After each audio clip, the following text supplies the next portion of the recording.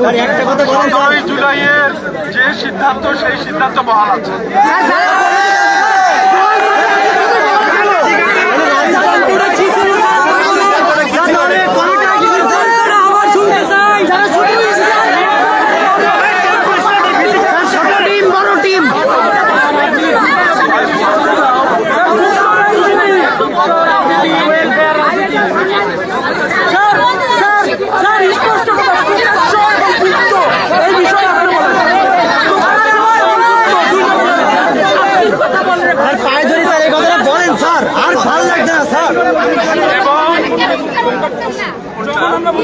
Sir নিষিদ্ধ কথাটা বলেন স্যার, নিষিদ্ধ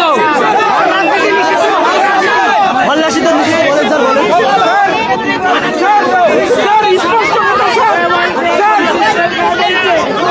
বলেন সিদ্ধান্তটা কি ছিল?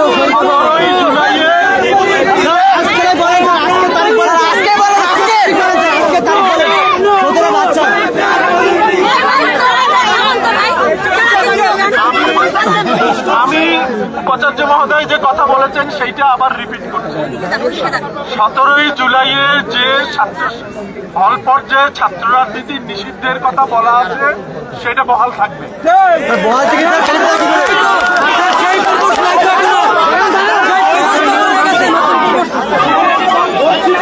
বহাল থেকে কমিটিটা কিভাবে যারা কমিটিতে আছে তাদের কি শাস্তি হবে? তাহলে স্যার যারা কমিটিতে আছে তাদের শাস্তি কি হবে?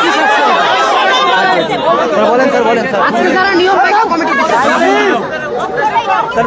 নিয়ম ভাঙার অভিযোগ আসছে, সেই নিয়ম ভাঙার ব্যাপারে কালকে প্রবন্ধের সাথে কালকে না আজকে স্যার, এখন স্যার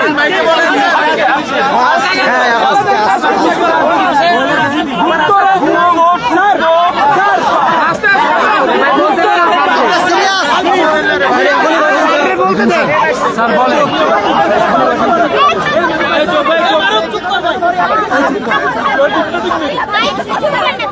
দ্বিতীয়ত যে অপরাধের অভিযোগ আসছে সে ব্যাপারে হল প্রশাসন বলেন তাদের মেকানিজমে কি আছে তাদের সাথে কথা বলতে হবে। যাদের বিরুদ্ধে যারা এই রাজনৈতিক কর্মকাণ্ডের সাথে সংশ্লিষ্ট আছে তাদের সাথে কথা বলে হল প্রশাসন এই ব্যাপারে তার মেকানিজমের ব্যবস্থা নেবে। স্যার এটা ছিল না, এটা লেখা ছিল না স্যার, এটা লিখিত লেখা ছিল না। টাইম দিয়েছেন স্যার, এটা লেখা ছিল না, পরিষ্কার টাইম দেন স্যার, রাজনীতি করলেই হল থেকে পরিষ্কার, এটা লেখা ছিল পরিষ্কার স্যার।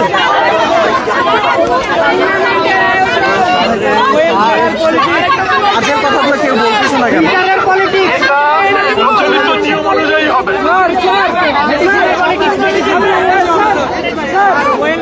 বিশ্ববিদ্যালয়ে দুই ধরনের পলিটিক্স আছে, একটা হচ্ছে প্রকাশ্য পলিটিক্স আর একটা ইন্টারনালি যুক্ত পলিটিক্স। এই বিষয় স্যার বলতে হবে তো স্যার, নাহলে তো আমরা বুঝতে পারছি স্যার। আলটিমেটাম দেন স্যার, স্যার আলটিমেটাম দেন স্যার। এই জার্সি পলিটিক্স নিষিদ্ধ করতে হবে। হ্যাঁ, জার্সি পলিটিক্স নিষিদ্ধ করতে হবে অবশ্যই। স্যার প্রকাশ্য যুক্ত দুই ধরনের পলিটিক্স নিষিদ্ধ। স্যার আলটিমেটাম স্যার, আলটিমেটাম দেন স্যার, আলটিমেটাম। স্যার যারা কমিটিতে আছে তাদের কি করবেন আপনারা? এটা বলেন, এটা দরকার, এটা দরকার। এটা কালকে প্রপোজ কমিটির মিটিংয়ে লেখা ছিল, এখন ওটা বাস্তবায়ন করবে, এটা বলে যায় স্যার।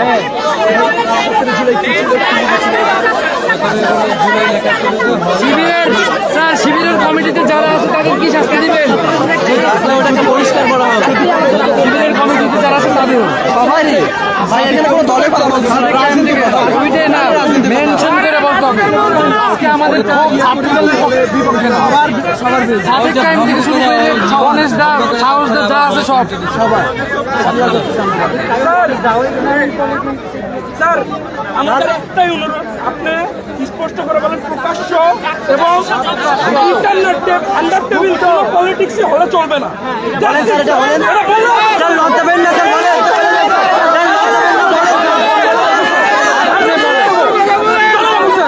স্যার আপনি কারণ আন্ডার টেবিল এবং প্রকাশ্য পলিটিক্স কোনোটাই হলে চলবে না।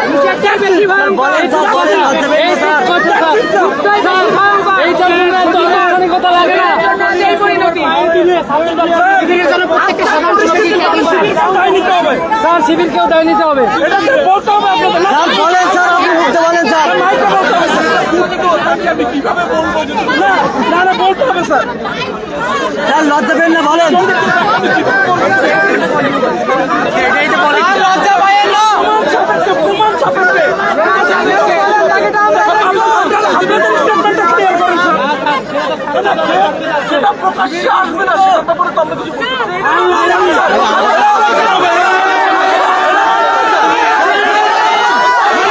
শিবিরের বন্দোবস্ত হবে না।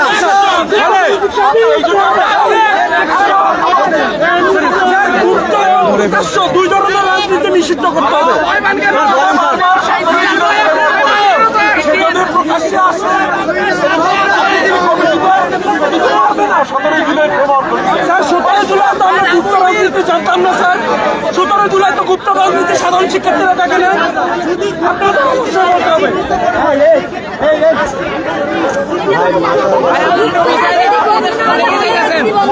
স্যার গুপ্ত রাজনীতি যদি বন্ধ না করা হয়, রাজনীতি বন্ধ করে রাখিস, তাহলে কিচ্ছু হবে না স্যার, কিচ্ছু হবে না। স্যার বলেন স্যার, বলেন স্যার।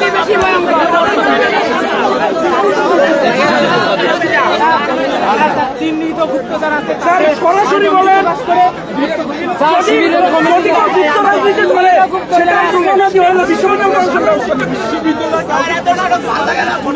করো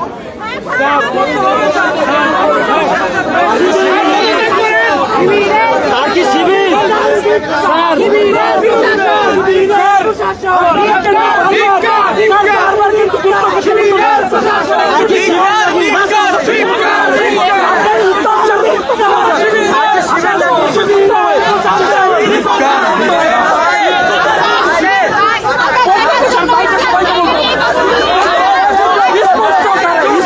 অল পর্যায়ে সকল রকমের প্রকাশ্য এবং গুপ্ত রাজনীতি 17 জুলাইয়ের ফ্রেমওয়ার্ক অনুযায়ী নিষিদ্ধ থাকে।